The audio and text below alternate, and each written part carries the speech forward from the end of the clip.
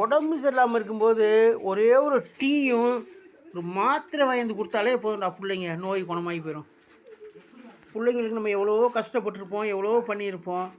ஆனால் நம்ம எதிர்பார்க்குறது ஒன்றும் வேணாம், ரொம்ப செய்ய வேண்டாம். ஒரு டீ வாங்கிட்டு வந்து கொடுத்து ஒரு மாத்திரையை வாங்கி கொடுத்துட்டாலே, ஐயோ என் பிள்ளை வாங்கி கொடுத்துட்டான், மாத்திரை வாங்கி கொடுத்துட்டான், டீ வாங்கி கொடுத்துட்டான்னு சொல்லிட்டு அது ஒரு பெரிய பெருமை தாய்க்கு.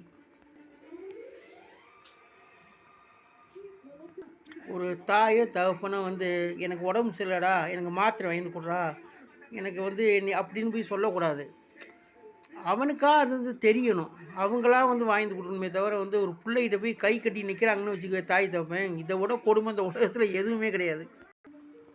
ஒரு புள்ள ப்ரெட் ஏதோ வாங்கி ஒரு ஒரு ஒரு 10 ரூபா ப்ரெட்டை வாங்கி கொடுத்துட்டாக்கா அது அப்படியே ஒரு பஞ்சாமிர்தம் மாதிரி அவ்வளோ ஒரு சந்தோஷம் சாப்பிட்றதில்ல.